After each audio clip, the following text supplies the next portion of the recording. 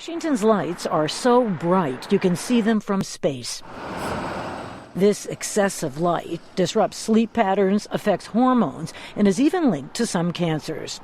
It's also bad for the planet, says Jim Doherty, president of the International Dark Sky Association. We're just putting carbon dioxide up there. If we're burning natural gas or burning coal, we're causing global warming by sending light straight up into the sky. So what you just witnessed right there is a clip from a propaganda segment from an outlet called Voice of America. And one of the most sinister things about organizations like Voice of America is that they're actually financed with our own taxpayer dollars. So what we have right here is a news organization, wink wink, highlighting an environmental activist organization that is trying to get people to voluntarily, again, wink wink, shut off their lights at night, and again, promoting this particular cause as it is aligned with a left-wing Democratic Party agenda. Now, of course, the pitch in this particular segment is about everything being voluntary, and they do bring up certain issues related to light pollution, certain problems that it causes, and certain lamps and certain kinds of lighting situations that I actually think could be better in certain contexts. However, the overall tone and tenor of this particular segment is related to global warming and how, oh my god, we need to reduce our consumption, we need to reduce our standard of living, and of course, after decades of lobbying for these kind of restrictions, it has finally come to fruition in the state of New York, where a representative in the state assembly, the representative of the 66th district in New York State, is proposing a law that would make it illegal for you to have lights on between 11 p.m. and 5 a.m., and if you actually violate these laws, then guess what? You're going to be subject to fines and fees per instance, and of course, this would be enforced on the state as a whole. It's already difficult to imagine the city that never sleeps, New York City, being completely blacked out at night, but the thing is, these left-wing types love the idea of creating third-world type conditions at first-world prices, and that is exactly what Deborah Glick's entire career is about, and I think it's important for us to discuss this right now. But before we do, I want to thank everybody who supports this channel via actualjusticewarrior.com/join. Give me the money. Give me the money, okay? New York lawmakers want to make it illegal to leave your outdoor lights on after 11 p.m. and homeowners can be fined for it every day. I don't know what I'm reading every day. According to the New York State Senate, a bill called the Dark Skies Protection Act would regulate outdoor lighting on every residential, commercial, industrial, and municipal property in the entire state.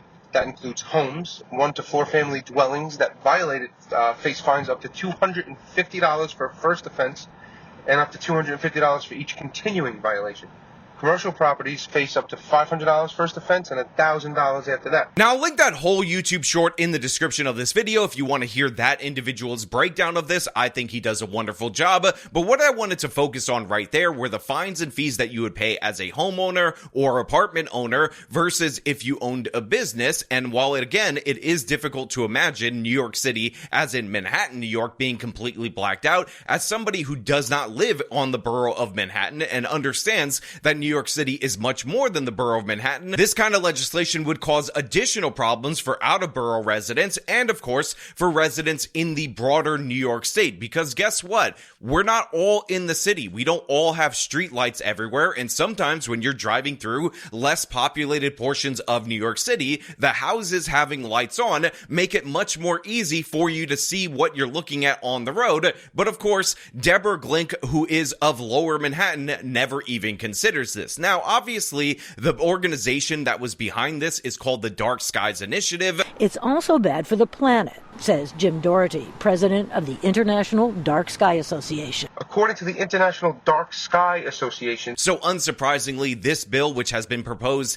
each and every year since 2023, is referred to as the Dark Skies Protection Act. And of course, while there is an issue with light pollution that could in fact be addressed, the fact is this is about revenue generation and of course impoverishing people based on the fact that New York has implemented all these energy guidelines that of course are going to increase strain on the grid, not to mention prices on every single individual individual. So you pair that with a mandate that you reduce your own consumption, and again, what you end up with is first world prices, but third world service. But the thing is, this particular woman, Deborah Glick, behind this piece of legislation is, of course, somebody who fancies herself an environmentalist. And I've said time and time again that many environmentalists are just anti-American activists masquerading as environmentalists, because if you actually supported, cleaner energy in the environment, you would likely be in favor of nuclear power. However, New York State has a very sketchy record when it comes to nuclear power plants.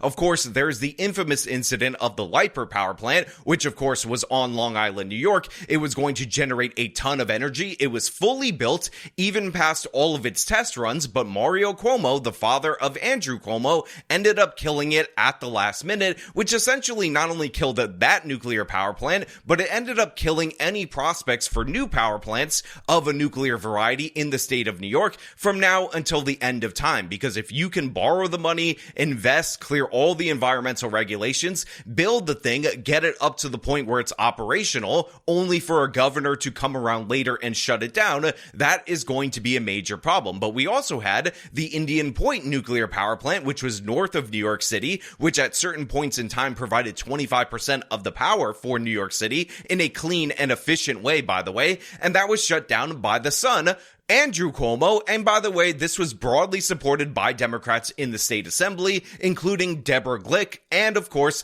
Zohran Mamdani, that is now the mayor of New York City. How dare you!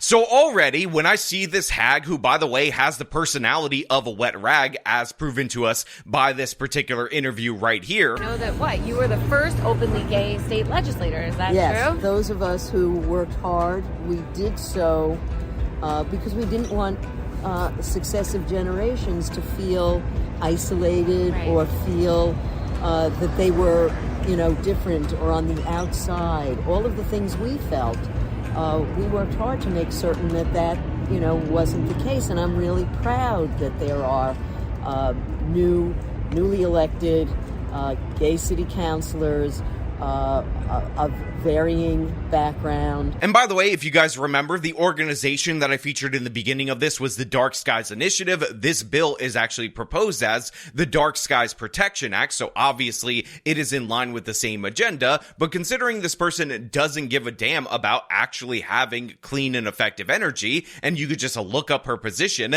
she's considered a nuclear skeptic person who advocates for solar and wind and all the other things that are unreliable and very cost effective as compared to the carbon-free, reliable nuclear power. We have a bunch of red flags related to this particular woman. But there's also the issue of public safety, because the fact is, having lights in public places actually deters crime to a certain degree. Obviously, crime ends up happening under lights all of the time, but when that crime happens, if you actually have stuff lit up, you can get better footage of the suspects, and hopefully that could lead to arrests and prosecution, and hopefully the arrest and prosecution acts as an effective deterrent of crime. Now, of course, understanding that this is likely going to increase criminality in the state of New York, and specifically in the city of New York, and by the way, in Lower Manhattan, where Deborah Glick is from, I thought it was important for us to look at what her position was on bail reform, because this is a woman who has been in the state assembly since 1990, so obviously she has a voting record related to that, and wouldn't you be unsurprised, obviously, that this woman is a great supporter of bail reform. So let me get this straight. You have a woman who wants to black out New York City from 11 to 5 a.m. She wants to criminalize you turning on lights outside of your own home at the nighttime, and she wants to do this for environmental reasons. However, when you examine her environmental record, what you ultimately end up finding out is that while she gives some kind of signals that she may consider at some point in the future supporting nuclear energy, she is actually opposed to nuclear energy, wants more regulations on it, again, in a state that already shut down a power plant that was perfectly safe, would have provided cheap, efficient energy that was clean to all of Long Island. In the days of Mario Cuomo, she wants more regulations and more oversight on it, but she's not 100% opposed to it, wink wink. And in addition to that, she's somebody who supports releasing criminals who commit crimes same day automatically, including assaults, that of course are going to be on the rise once you shut shut off all the lights of New York City. Again, it's absurd, it's ridiculous, but it is a perfect distillation of the Democratic Party in a nutshell. You have an old,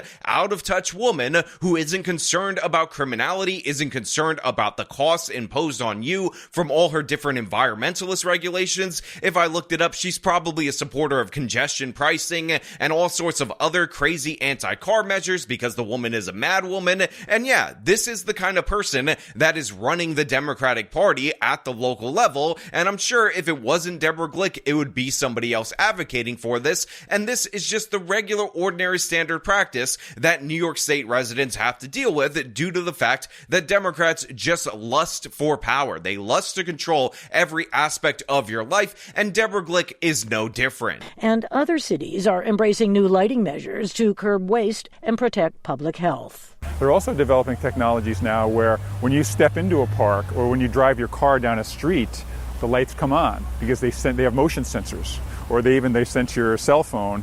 They come on when there's someone there and then they turn off. Lights controlled by such devices can reduce lighting by 90% and still be effective. I mean, you look at some of these proposals and you think to yourself, maybe they could work in the nation of Japan where you have much lower crime, much higher social trust. But in reality, when I see those motion detector lights, all I can imagine, and all you should be able to imagine, is some thug criminal that is hiding in the darkness waiting for you to approach before you notice them, before it's too late, and jumping out and attacking you. And again, if that were to happen, guess what? Deborah Glick thinks the person who attacks you should get a same-day automatic release, and it's kind of evil, white, and racist for you to think otherwise when it comes to criminals and repeat offenders. Again, this is a woman who supported raise the age, bail reform, less is more, every single law passed at the New York State level that you had to spend years tweaking and trying to undo parts of it in order to drive down the crime rate. She was behind it, and of course, it makes perfect sense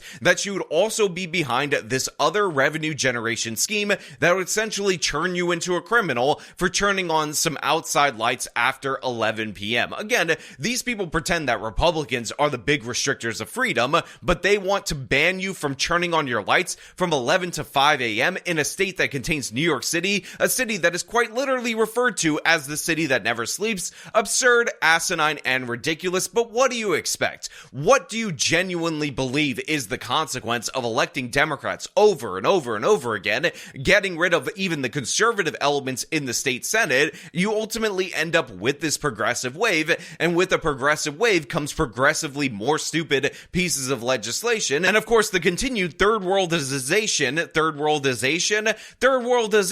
of New York State and New York City. But you know what? Those are just my thoughts. I want to know what you guys think down in the comments below. As per usual, if you like this video, show them by leaving a like, subscribe for more content, follow me on my social medias, support me via support links in the description of this video. This has been me talking about a stupid ass representative trying to black out New York State. Till next time.